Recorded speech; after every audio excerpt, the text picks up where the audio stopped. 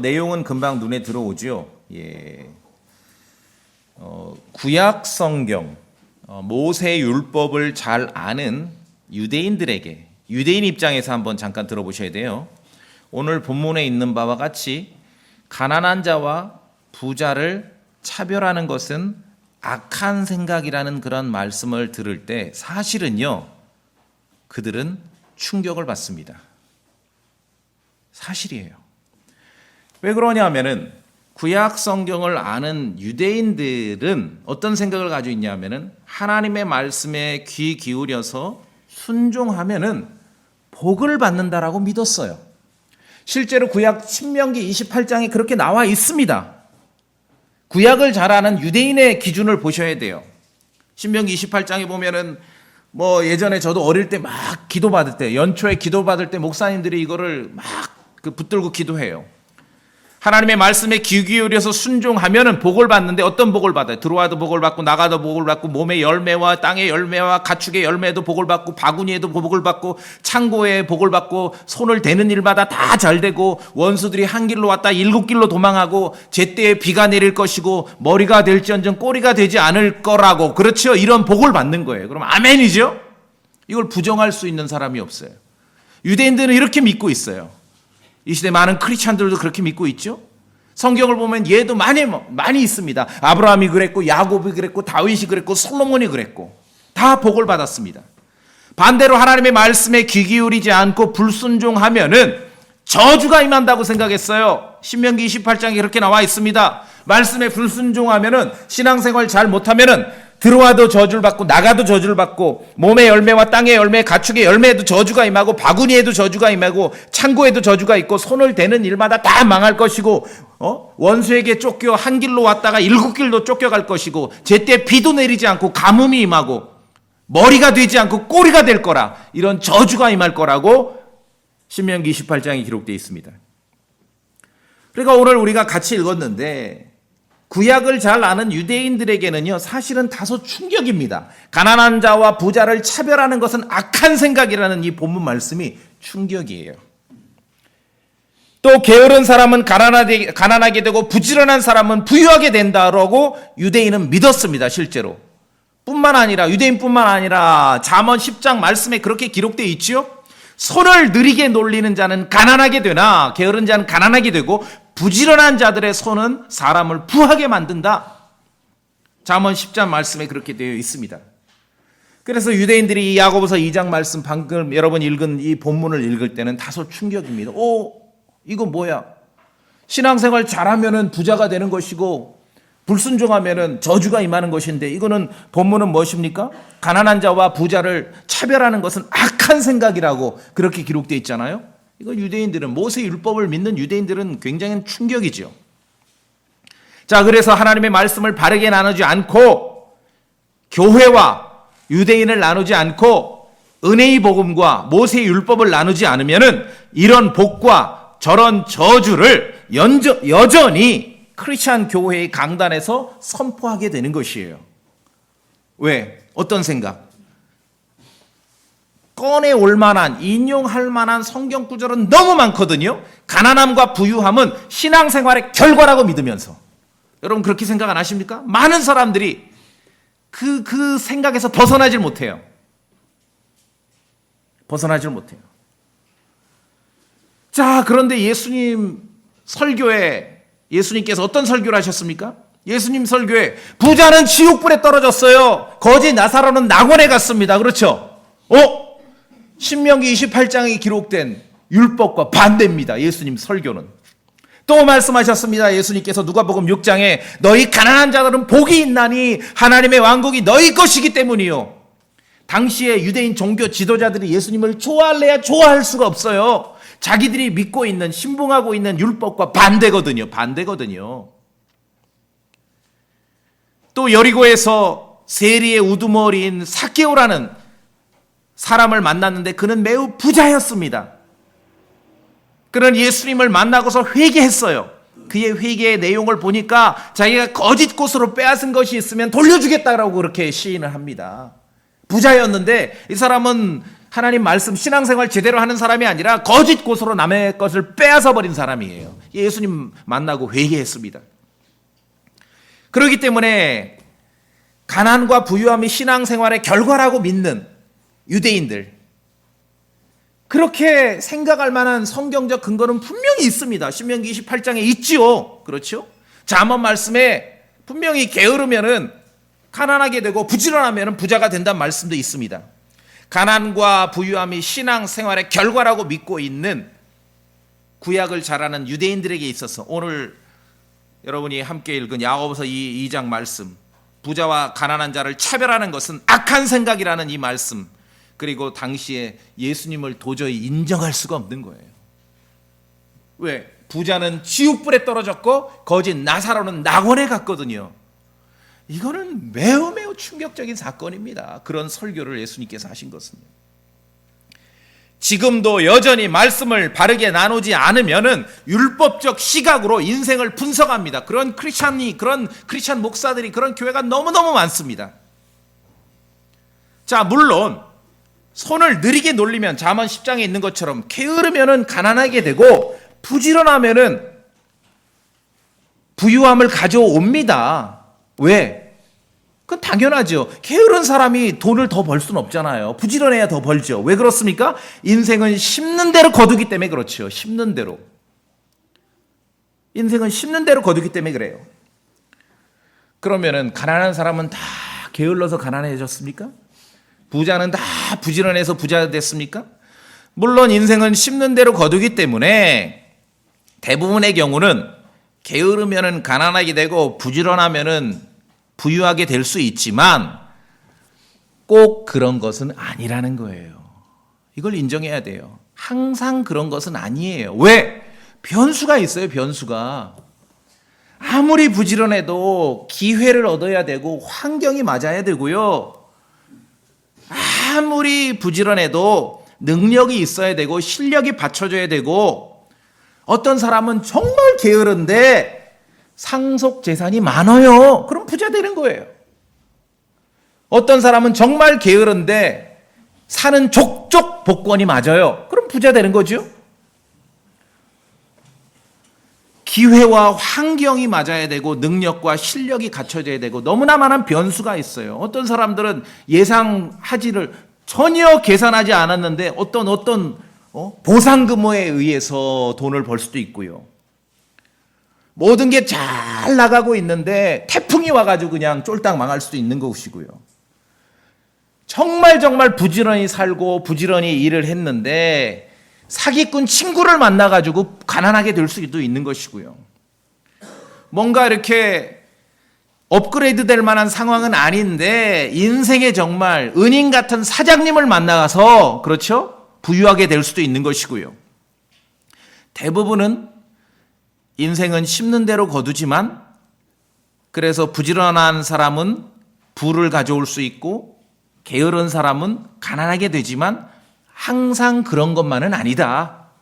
여러 가지 우연한 요인들이 얽히고 설켜서 다양한 결과를 가져옵니다. 만들어냅니다.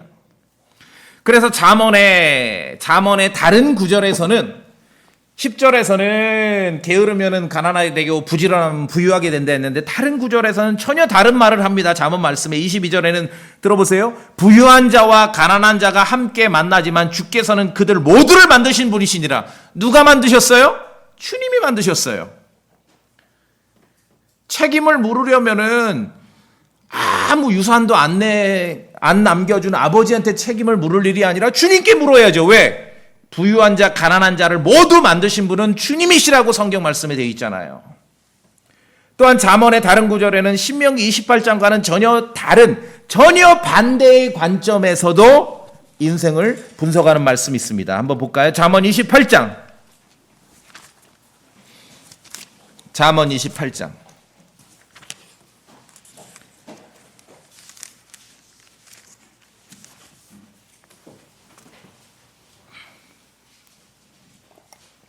(6절입니다) 6절. 잠언 28장 6절. 같이 읽습니다. 시작. 자기의 올바름 속에서 걷는 가난한 자는 부유하지만 자기 길들이 비뚤어진 자보다 나으니라. 오호, 이거는 반대지요? 하나님의 말씀에 순종하고 의롭게 살면은 복이 임하는 것이고, 신명기 18장 말씀에 하나님의 말씀에 불순종하고 불의하게 살면은 저주가 임하는 것인데, 잠언 28장 6절은 오히려 가난한 자는 올바름 속에 있고 부유한 자는 삐뚤어진 삶을 사는 거예요. 반대입니다. 반대.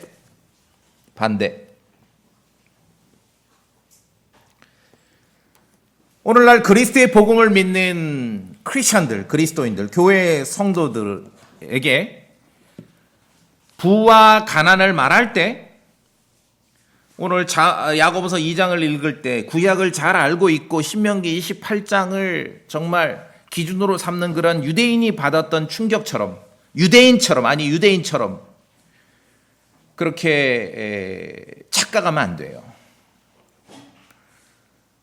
하나님의 말씀을 바르게 나눌 줄 모르는 현대의 많은 크리스천 목사들 때문에 부와 가난이 신앙생활의 결과라는 생각이 팽배했습니다. 제가 이거를 이름을 붙입니다. 이거 기독교 샤머니즘입니다.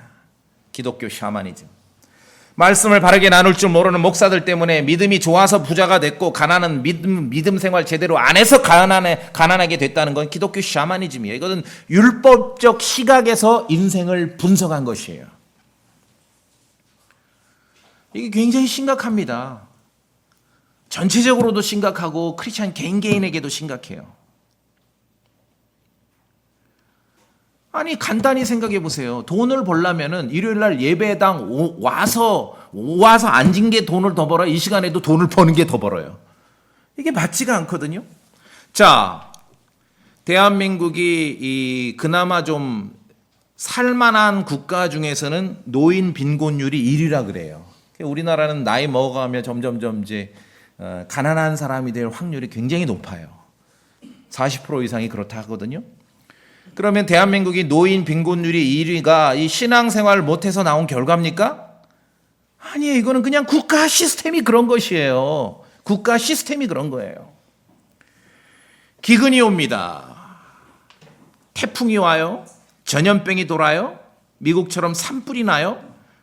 이런 일들은 언제나 하나님의 말씀에 불순종하기 때문에 닥치는 재앙입니까? 천만의 말씀.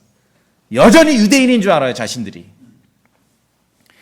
물론 기근이든 전염병이든 전쟁은 구약시대 유대인들에게 닥쳤던 재앙입니다. 그들이 하나님의 말씀에 불순종하면 기근이 닥쳤고 전염병이 닥쳤고 전쟁이 왔습니다.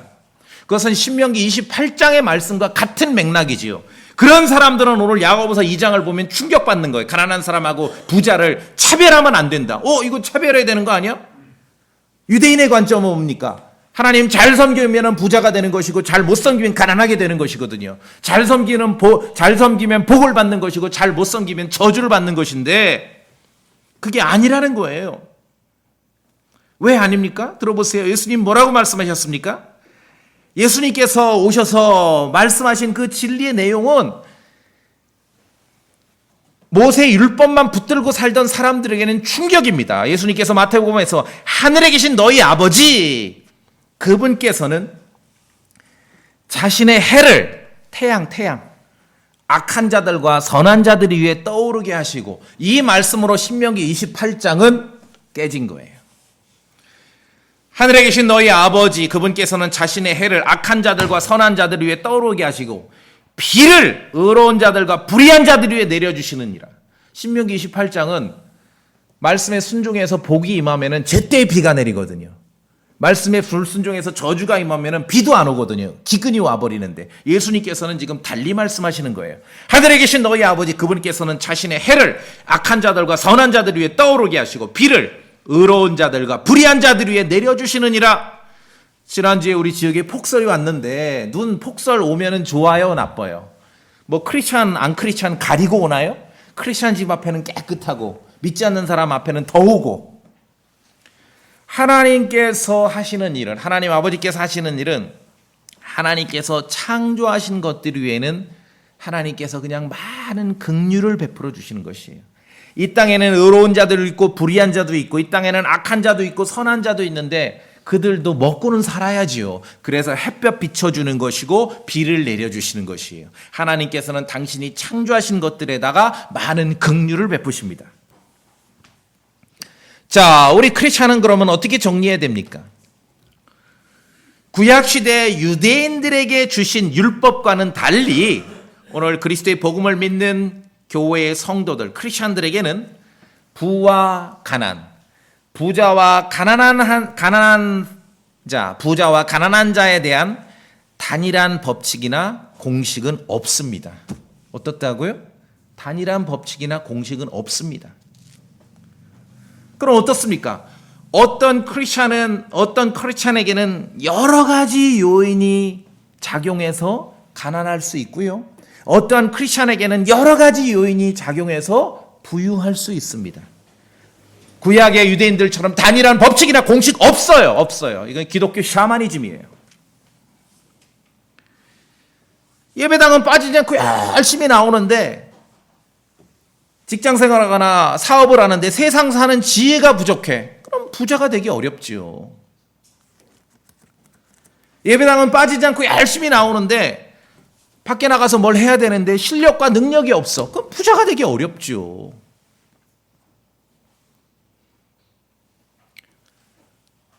사람이 봐선 되게 게으른데 아까 말씀드렸잖아요. 할아버지 때부터 내려오는 집안에 어마어마한 유산이 있어. 게으른 사람도 부자가 되는 것이에요. 우리 성도님들 기억하십시오.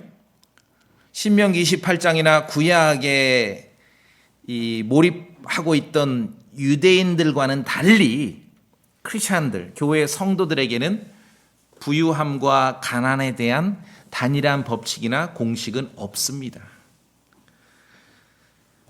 어떤 크리스찬이건 여러 가지 요인들이 작동해서 가난해질 수도 있고요. 어떤 크리스찬이건 여러 가지 요인이 작동해서 부유해질 수도 있습니다.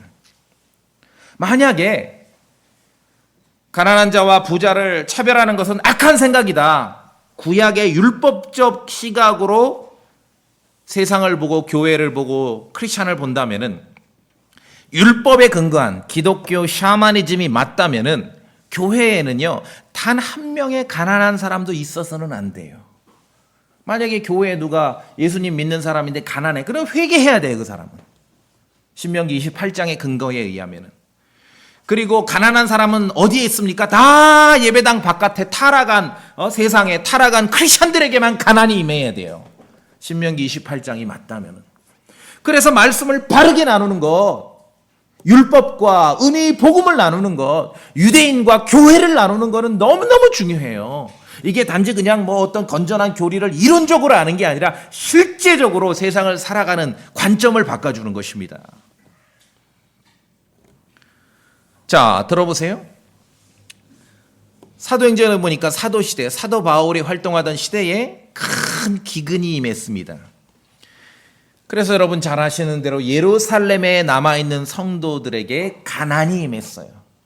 그래서 그들은 도저히 제 힘으로 제 밥벌이를 할 수 없으니 어떤 일이 벌어졌습니까? 이방 지역에 있는 교회들이 모금을 해서 그들에게 구호금을 보냈지요. 예루살렘에 있던 당시의 사도시대의 성도들, 크리스천은 굉장히 가난했습니다. 가난했어요. 반대로 지금 터키, 튀르키예 지방 골로세라는 도시에 빌레몬이라는 성도가 있었어요. 빌레몬서의 그 빌레몬. 사도 바울 서신 중에 이 개인에게, 빌레몬이라는 개인에게 보낸 것이에요. 빌레몬이라는 사람은 매우 부유했습니다.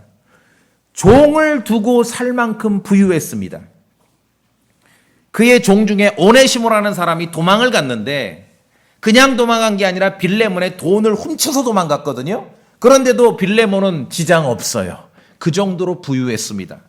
얼마나 부유하고 넉넉하게 살았는지 골로새 교회의 일부, 골로새도 뭐 꽤 컸을 테니까 한 군데서 모이진 않았겠죠. 골로새 교회 일부가 빌레몬이라는 사람의 집에서 모였어요. 그 집이 굉장히 저택처럼 크니까 골로새 살던 빌레몬은 부유했습니다. 그런데 예루살렘에 있던 성도들은 매우 가난했습니다. 마케도니아, 지금 그리스 북쪽 마케도니아에 있는 교회는 매우 가난했어요. 성경 말이니까 좀 품격 있게 기록됐지요. 실제로 마케도니아에 있는 교회들은요, 찢어지게 가난했습니다. 근데 마케도니아에 있는 교회는요, 신약 교회 중에 가장 모범적인 교회입니다. 신앙생활 잘하는 교회예요. 그러나 가난했습니다. 자, 고린도후서 8장 봅시다.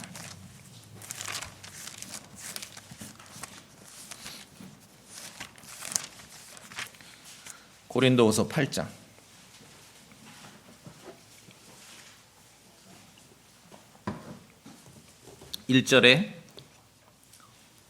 고린도후서 8장 1절에 형제들아 또한 우리는 마케도니아 교회들에 주어진 하나님의 은혜를 너에게 알리노니 마케도니아에는 유명한 두 개의 교회가 있습니다. 데살로니가 교회가 있고 빌립보 교회가 있습니다. 여러분 금방 들어보셔도 신약에서 굉장히 본이 되는 교회지요. 데살로니가 교회가 있고 빌립보 교회가 있습니다. 그런데 그들이 세상에서 어떠한 경제 상황에 있었는지 2절에 나옵니다. 우리 성도님들 2절을 한번 큰 소리로 읽어보시겠습니까? 고린도서 8장 2절 즉부터 시작.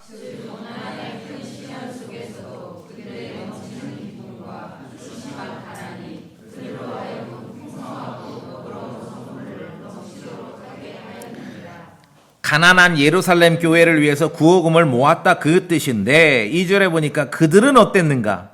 극심한 가난이 마케도니아에 있는 데살로니가 교회나 빌립보 교회는 이때 극심한 가난, 굉장히 아주 품격 있게 표현한 거죠. 그냥 시체말로 표현한 아주 찢어지게 가난했다는 거예요. 찢어지게. 그런데 3절 같이 읽어볼까요? 시작. 내가 증언하노니 그들은 자기 힘이 닿는 대로 하였고 참으로 자기 힘 이상으로 자원하여 하였으며. 그렇죠? 자, 마케도니아 교회는 매우 모범적인 신약 교회입니다. 그런데 매우 가난했습니다. 반면 골로새에 있던 빌레몬은 매우 부유한 크리스찬이었어요. 동시대 예루살렘에 있던 성도들은 매우 가난했어요. 다른 지역에 있는 교회들이 구호금을 보내야 살 정도로 가난했습니다. 말씀드렸죠? 율법에 몰입되어 있는 유대인에게 주신 그 기준과는 달라요. 그리스도의 복음을 믿는 교회의 성도들은 부와 가난에 대한 단일한 법칙이나 공식이 있지 않습니다. 여러 가지 요인으로 어떤 크리스찬은 가난할 수도 있고 여러 가지 요인으로 어떤 크리스찬은 부유할 수도 있습니다. 그래서 신약 시대에 복음을 믿는 성도들은 여러 가지 요인으로 가난할 수도 있고 여러 가지 요인으로 부유할 수도 있습니다. 물론 말씀드린 대로 대부분은 심는 대로 거두게 되나 꼭 그렇지 않잖아요. 여러분 심는 대로 꼭 그렇게 거둡니까? 일반적인 자연 법칙이는 하나 거둘 때 되어 태풍이 올 수도 있고 그렇죠? 막 뭐가 자라야 되는데 기근이 올 수도 있고요. 비가 안 올 수도 있고 대부분은 심는 대로 거두게 되나 너무나 많은 변수가 작동해서 그렇게 되지 않을 수도 있습니다. 그래서 사도 바울은 궁핍하게 지내는 것과 풍부하게 지내는 것을 다 배웠다라고 기록했습니다. 사도 바울은 부자였습니까? 가난했습니까? 둘 다 해봤어요. 가난한 사람으로 살아보기도 하고 부유한 사람으로 살아보기도 했습니다. 그래서 빌립보서 4장에 사도 바울은 기록합니다. 내가 어떤 처지에 있든지 거기에 만족하는 것을 내가 배웠노라. 만족하는 것을. 그러니까 사람들은 지금 부유한가 가난한가 이것만 바라보는데 그건 세상이죠. 인생은 그러한데 지금 성경 말씀이 하나님의 말씀이 우리에게 가르치는 것은 내가 어떤 처지에 있든지 그것은 거기까지는 뭐 부유할 수 있고 가난할 수 있는데 거기까지는 세상의 관점인데 그 다음이 중요하죠. 거기에 만족하는 것을 내가 배웠노라. 어떤 우리가 믿음으로 살아가고 신앙으로 살아가는 것이 여기에 있어야 된다는 것이죠. 자, 그래서 오늘 야고보서 2장에 있는 것처럼 믿음 생활을 근거로 해서 가난한 자와 부유한 자를 구분하고 차별하는 일은 그것은 더 이상 근거가 없어요. 그러나 여전히 율법적 시각으로 교회를 바라보고 크리스찬을 바라보는 사람들은 충격이죠. 충격이에요. 그래서 율법적 시각과 복음이 다른 이유가 여기에 있는 것입니다. 유대인에게 주신 율법과는 달리 그리스도의 복음을 믿는 교회의 성도에게 있어서는 부와 가난에 대해서 단일한 법칙이나 공식이 있을 수 없습니다. 말씀드렸잖아요. 살만한 나라에 사는 사람 백성들 치고 나이 먹어갈수록 가난해지는 1등 나라가 대한민국. 이게 그럼 신앙생활 못해서 그래요? 아니, 이건 그냥 국가 시스템이 그런 거예요. 국가 시스템이 잘못됐기 때문에.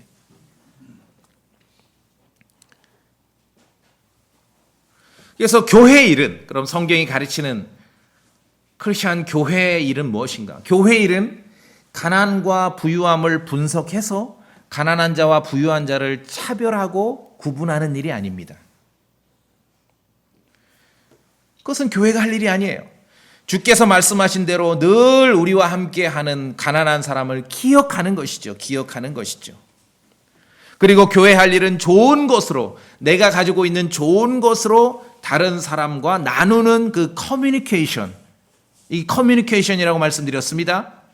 오늘날 커뮤니케이션 하면 그냥 앉아서 말하고 떠드는 것만 말하는데, 교회는, 성도는 자기가 가지고 있는 좋은 것으로 다른 사람과 나누는 그런 커뮤니케이션에 열심히 참여해야 됩니다. 믿음의 가족을 위한 커뮤니케이션, 내가 가지고 있는 좋은 것으로 다른 성도와 나누는 이 커뮤니케이션에 참여하지 않고서 신앙생활, 교회 생활을 지속하는 크리스천을 본 적이 없습니다. 본 적이 없어요. 이게 예수 그리스도의 사랑이 그 사람 마음속에 있는지 없는지를 가장 직접적으로 나타나는 것이거든요. 그리스도의 사랑이 없는데 어떻게 오래 앉아 있을 수 있겠냐고요. 그리스도의 사랑이 없는데 어떻게 교회에 오래 참여할 수 있겠냐고요. 믿음의 가족을 위한 커뮤니케이션, 내가 가지고 있는 좋은 것으로 함께 나누는 그 커뮤니케이션에 참여하는 것이야말로 신앙생활이 지속할 수 있는 그러한 힘이 여기에서 나오는 것이에요. 성경은 이것을 섬김, 미니스터, 섬긴다. 성경은 이것을 사역, 미니스트리라고 하는 거예요. 막 유행처럼 뭐 사역자다, 사역한다, 섬긴다, 섬깁니다, 뭐 사역에 무슨 사역에 참여합니다. 다 뭡니까? 성경에서 말하는 것은 내가 가지고 있는 좋은 곳으로 다른 사람과 나누는 커뮤니케이션에 참여하는 것이 사역이고 섬김이에요. 미니스트리. 자, 로마서 15장 봅시다. 로마서 15장.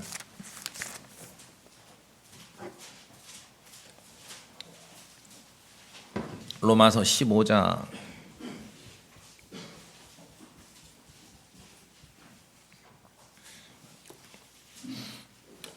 로마서 15장 25절 제가 봅니다.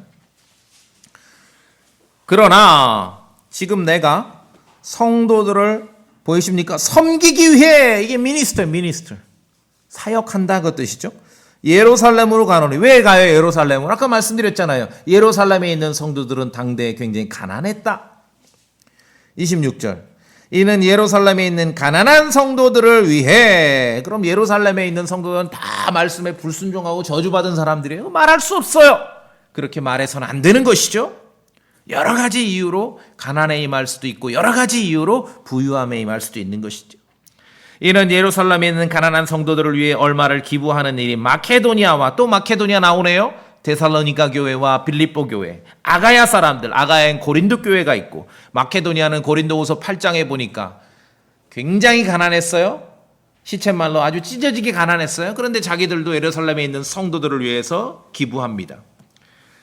가난한 성도들을 위해 얼마를 기부하는 일이 마케도니아와 아가야 사람들을 기쁘게 하였기 때문이라. 이것이 사역입니다. 이것이 사역이에요. 이게 섬기는 일입니다.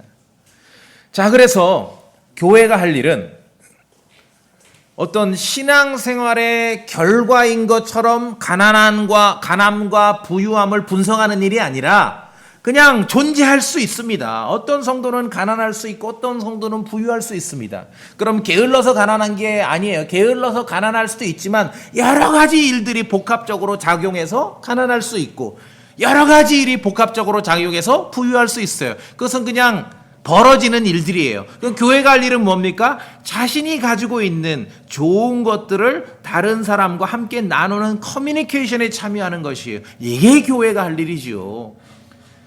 있는 사람은 있어서 나눌 수 있고 없는 사람은요. 마케도니아 교회를 보세요.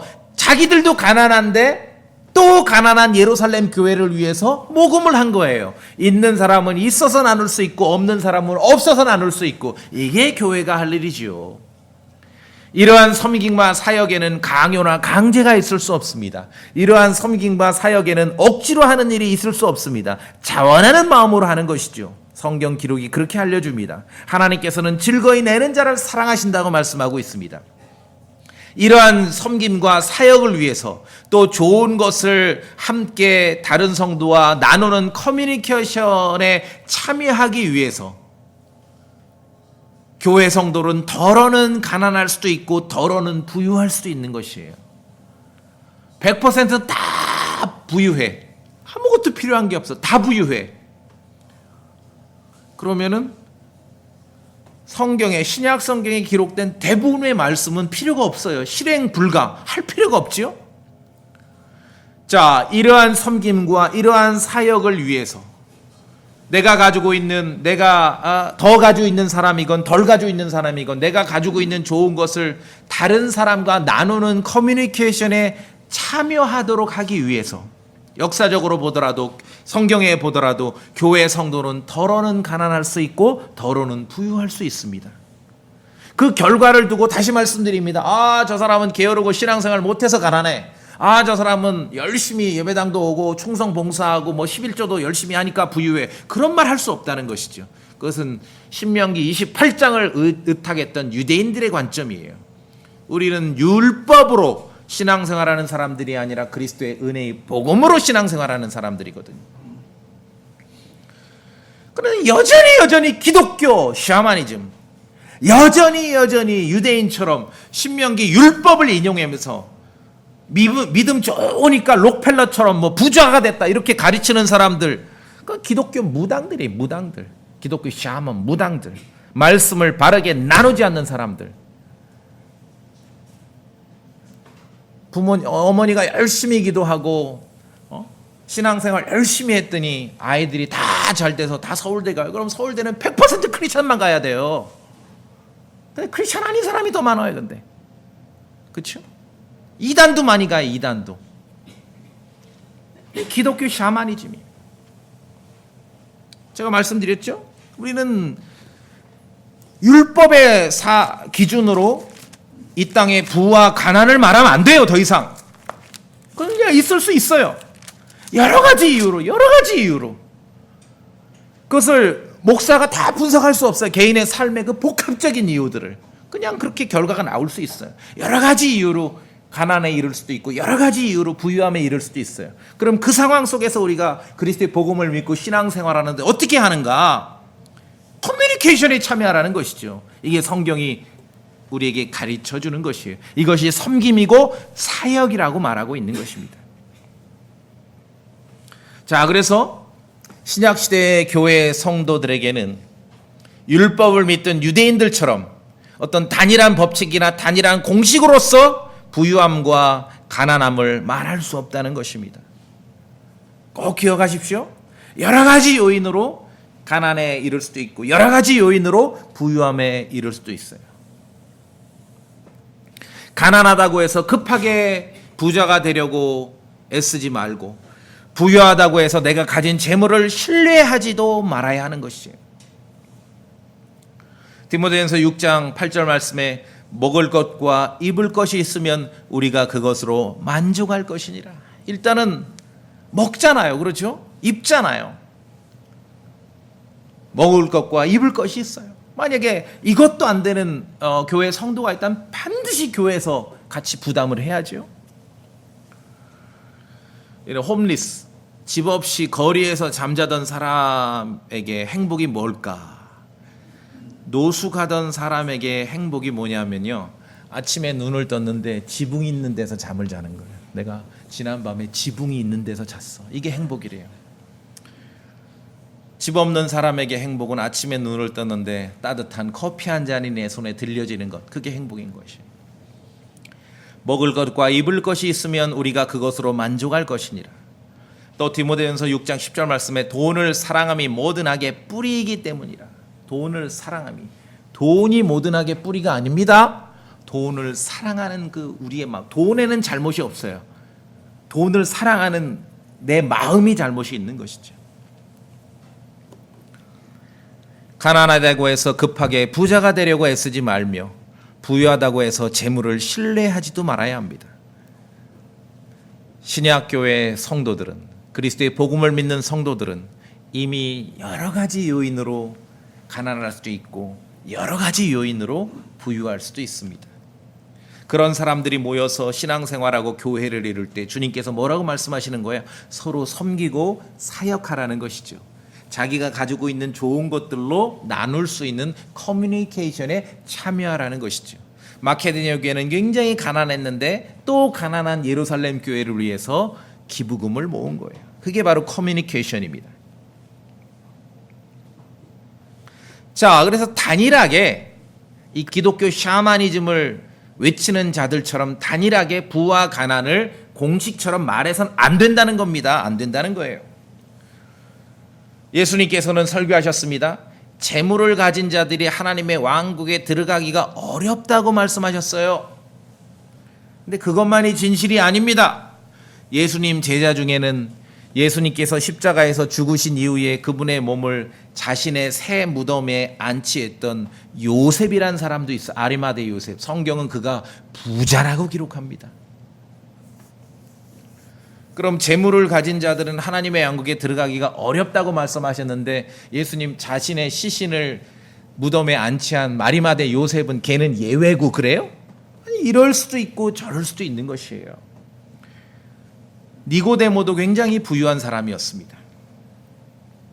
신약시대 교회는 가난할 수도 있고 부유할 수도 있습니다. 예수님께서는 부자에게도 관심을 가지셨고 예수님께서는 가난한 자들에게도 관심을 가지셨습니다.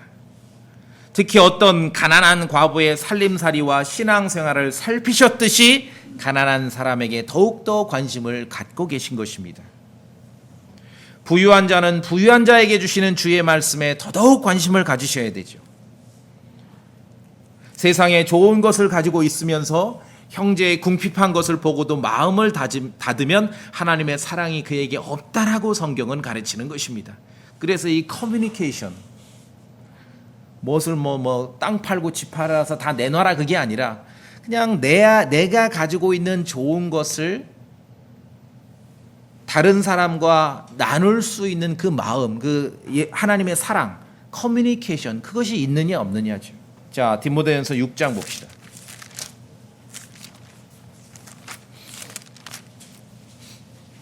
디모데전서 6장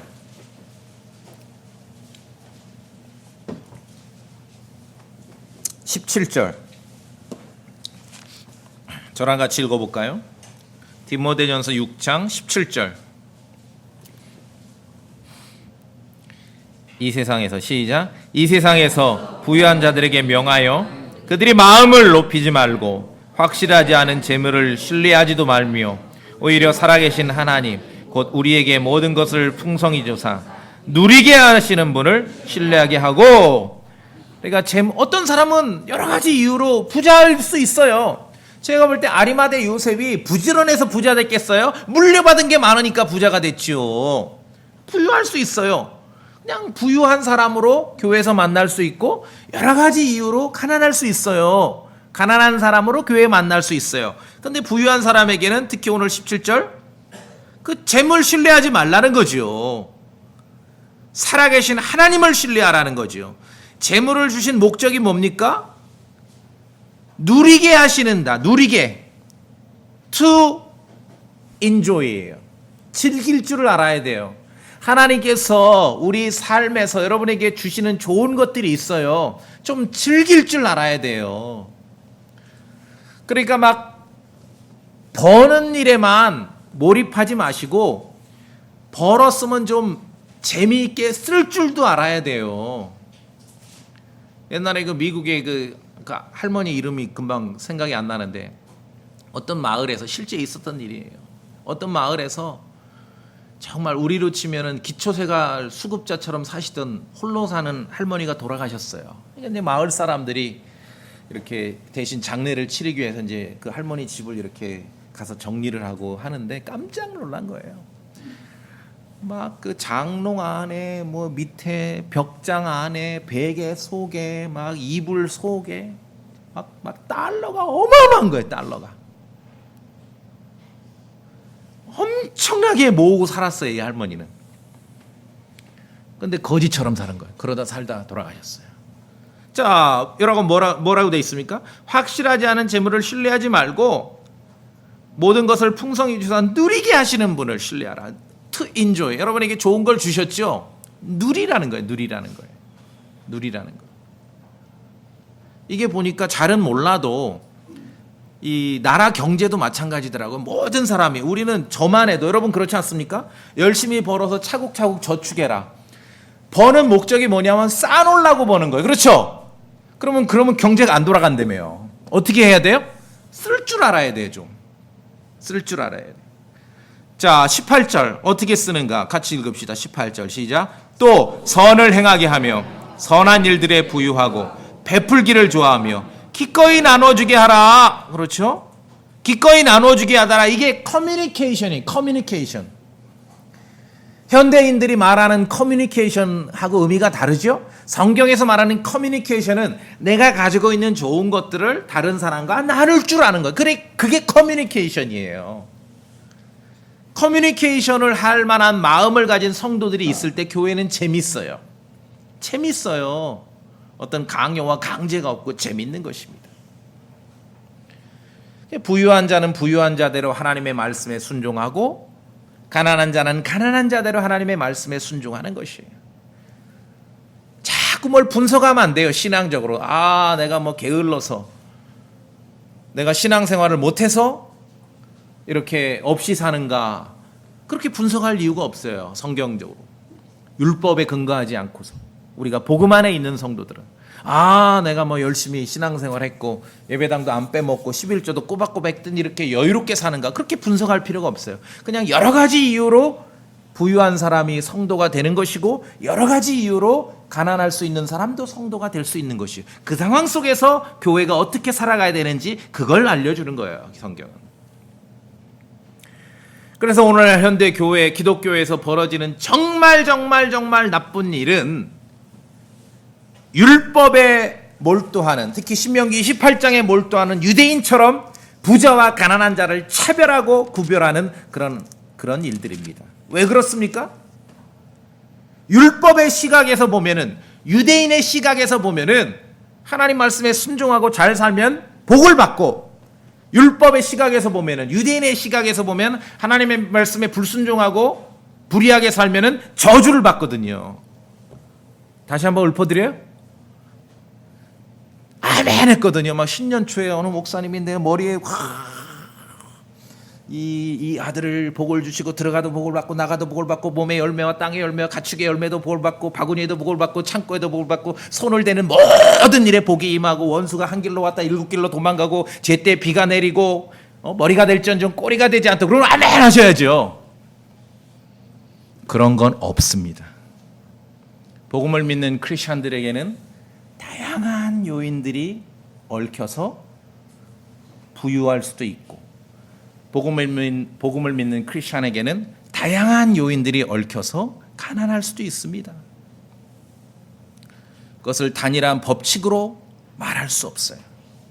그런 사람들이 교회에서 만났을 때 어떻게 하는가? 그거 분석하지 말고 커뮤니케이션에 참여할 수 있고 섬길 수 있고 사역할 수 있어야 된다. 성경은 그것을 가르치는 것이에요. 그래서 오늘날 크리스천 교회에서 벌어지는 정말 나쁜 일은 이거라고 말씀드렸죠. 부자와 가난한 자를 구분하고 차별하는 일이 기독교 샤머니즘이죠. 그래서 저는요, 제가 이제 저 성경 알고 공부하면서 알았어요. 저도 오랫동안 교회 생활을 했잖아요. 근데 저는 기독교 목사가 있고 장로들은요, 전부 사장님만 장로가 되는 걸로 알았어요. 평생을. 저는 그렇게 보였거든요.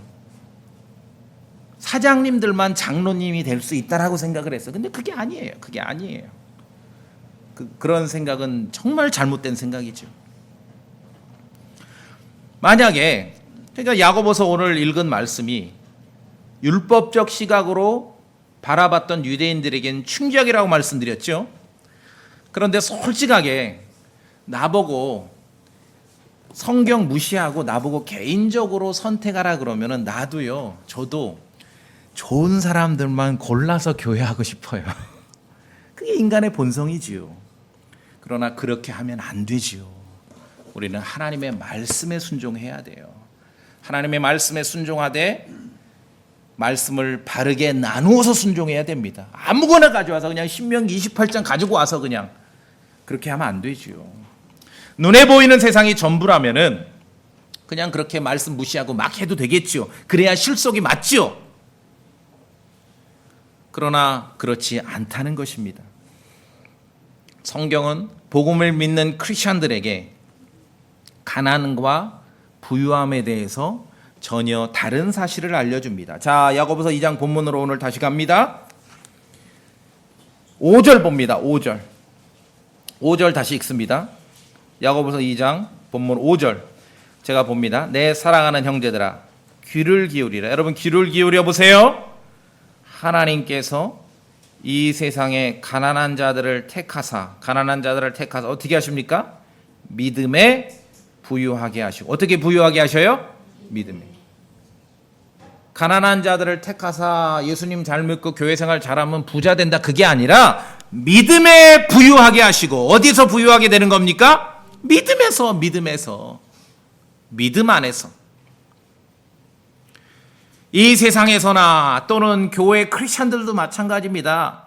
여러 가지 요인으로 가난에 임할 수도 있고 여러 가지 요인으로 부유함에 임할 수도 있습니다. 그렇지만 적어도 우리가 우리 주 예수 그리스도를 믿는 믿음을 가지고 있다면은 우리 주 예수 그리스도의 믿음 안에서는 모두가 다 부유하셔야 됩니다. 모두가 다. 이거는 가난해서는 안 돼요.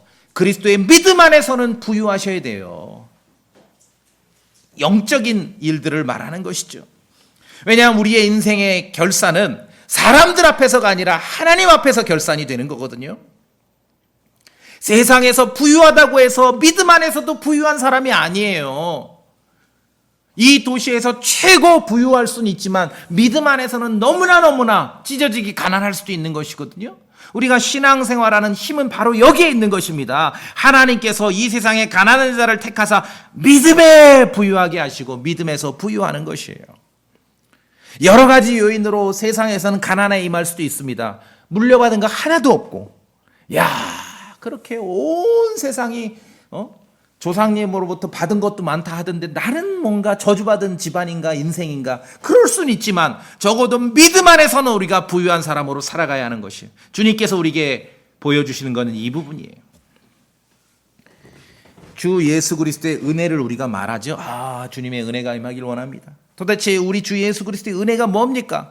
부유하신 그분께서 가난하게 되심으로 우리를 부유하게 하신 것이에요. 세상 기준으로 떵떵거리고 살게 하신다, 그게 아니라 하나님 보실 때 믿음 안에서 영적으로 부유하게 하셨다는 것이죠. 고린도후서 8장 봅시다. 고린도후서 8장. 고린도후서 8장 하니까 아까 그 마케도니아 그 얘기입니다. 마케도니아 교회 얘기하면서 우리 주 예수 그리스도의 은혜를 우리에게 알려주시는 것입니다. 고린도후서 8장 9절 다 같이 읽어봅시다. 매우 중요합니다. 고린도서 8장 9절입니다. 소리내 읽어보겠습니다. 시작. 우리 주 예수 그리스도의 은혜를 너희가 알고 있는데 그분께서 부유하셨으나 너희를 위해 가난하게 되셨으니 이것은 그분께서 자신의 가난으로 말미암아 너희를 부유하게 하려 하심이라. 믿으십니까? 예. 이게 은혜예요. 이게 은혜예요. 예수 그리스도는 참으로 하나님 아버지와 동등하신 분입니다. 부유하신 분인데 우리를 위해 가난하게 되셨어요. 그러하신 분이 무명한 자가 되셨어요. 세상에서 아무런 명예도 취하지 않으셨습니다. 예수 그리스도는 하나님의 형체이신 분입니다. 그러한 분이 우리를 위해 가난하게 되셨어요. 종의 형체를 취하셨습니다. 예수 그리스도께서는 모든 것을 창조하신 분이십니다. 모든 것이 주님의 것이에요. 그러하신 분이 머리 둘 곳도 없이 사셨습니다. 우리를 위해 가난하게 되셨습니다. 태어나시던 밤에 짐승의 여물통에 누이셨고, 십자가에 죽으셨을 때는 남의 무덤을 빌려서 쓰셨죠. 아리마대 요셉의 무덤에 묻히셨습니다. 그리스도께서는 부유하셨으나 우리를 위해 가난하게 되셨습니다. 이제 그리스도의 가난으로 말미암아 우리가 부유하게 되는 것이에요. 영적인 은혜를 받는 것이죠. 믿음 안에 부유하게 되는 것이에요. 야고보서 2장 말씀에 자신을 사랑하는 자들을 친히 약속하신 왕국의 상속자로 삼으셨다라고 말씀하고 있는 것이에요. 이 땅의 삶이 길 것 같습니까? 그리스도의 왕국에서의 삶이 길 것 같습니까? 보장된 삶이죠. 믿음 안에서 부유하게 하신 것이에요. 그리스도께서 가난하게 되심으로 우리를 부유하게 하시는 것이에요. 이래서 신앙생활이 가능하죠. 신명기 18장이나 모세 율법의 기준으로 치면은요, 몇 사람 안 남아요. 부도난 사람 다 다음 주 안 와도 돼. 돈 떼인 사람도 안 와도 돼. 그렇죠? 이렇게 열심히 몇 년 했는데 돈 못 모은 사람도 안 와도 돼. 이게 율법의 관점이고 신명기 28장의 기준이에요. 여전히 이 기독교 샤머니즘이 득세하고 있습니다. 완전히 그냥 모아서 접어버려야 됩니다. 접어버려야 돼. 그리스도의 은혜는 부유하셨던 그리스도께서 가난하게 되심으로 우리를 이제 부유하게 만드신 것이에요. 영적인 부유함이죠. 믿음 안에서의 부유함입니다. 여러분, 하나님의 말씀을 알고 구원받고 신앙생활하고 하나님의 말씀의 진리를 알고 건전한 교리를 알 때 정말 막 부자 되는 느낌 아닙니까? 믿음 안에 부유한 것이. 이 땅의 삶이 깁니까? 그리스도의 왕국의 삶이 깁니까? 그렇죠.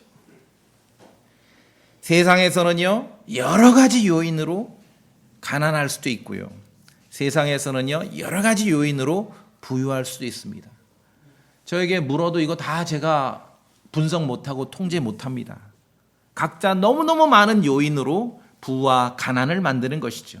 그러나 우리가 믿음 안에서는 모두 부유해야 하는 것이에요. 이것이 예수 그리스도의 은혜입니다. 그러니까 교회가 할 일, 강단의 설교자가 할 일은 믿음 안에서 모두가 성도들이 부유하기를 원하는 것이에요. 그렇게 만드는 것이죠. 예수 그리스도 안에서 그리스도께서 주시는 영적인 부유함을 누리게 하는 것입니다. 하나님께서는 부유함도 만드시고 가난함도 만드셔요. 그런데 이 땅에서 더 필요가 있는 사람이 둘을 두고 본다면 오히려 좀 없는 사람 쪽이죠. 그래서 하나님께서는 오히려 세상에서 볼 때도 부유한 자보다는 가난한 자들을 더 많이 택하셔서 예수 그리스도의 은혜를 드러내 보이신다고 성경은 우리에게 가르칩니다. 자, 오늘 끝으로 한 구절 더 봅시다. 고린도전서 1장.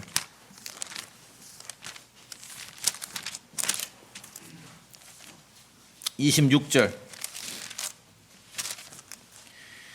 고린도전서 1장 26절. 형제들아, 너희는 너희가 부르심을 받은 것을 보라. 부르심을 받은 자로서 육체를 따라 지혜로운 자가 많지 아니하고 강력한 자가 많지 아니하고 고귀한 자가 많지 아니하도다. 27절을 읽어주시겠습니까? 그러나부터 시작. 그러나 하나님께서 지혜로운 자들을 당황하게 하시려고 세상의 어리석은 것들을 택하셨고 하나님께서 강력한 것들을 당황하게 하시려고 세상의 약한 것들을. 계속 같이 읽습니다. 28절. 하나님께서 있는 것들을 쓸모없게 하시려고 세상의 천한 것들과 멸시받는 자 참으로 없는 것들을 택하셨느니. 그게 왜 그렇습니까? 이것은 어떤 육체도 자신 앞에 자랑하지 못하게 하려면 오로지 예수 그리스도의 은혜만이 나타날 수 있게 하시기 위해서 그러하시다는 겁니다. 우리 주 예수 그리스도의 믿음을 가지셨습니까? 보이는 세상이 전부라는 악한 그런 생각을 바꾸셔야 됩니다. 율법적 시각으로 교회를 바라보고 성도를 바라보는 그 생각을 바꾸셔야 됩니다. 이 세상에 가난한 자를 택하사 믿음에서 부유하게 하시는 하나님을 기억하고 찬양하셔야 됩니다. 예수 그리스도의 은혜가 우리에게 임하서 참으로 가난했던 우리를 영적으로 풍요롭게 하고 부유하게 하시는 주님의 은혜를 기억하셔야 됩니다. 그리고 가난한 자 같으나 많은 사람을 부유하게 하시는 그리스도처럼 우리 성도들도 그렇게 사셔야 됩니다. 세상이 볼 때는 가난한 자 같으나 많은 사람을 부유하게 하는 크리스천의 삶을 사셔야지요. 짧은 이 세상이 있고 그리스도의 왕국에서의 엄청난 삶이 있기 때문에 그러한 것입니다. 다 같이 기도하시겠습니다.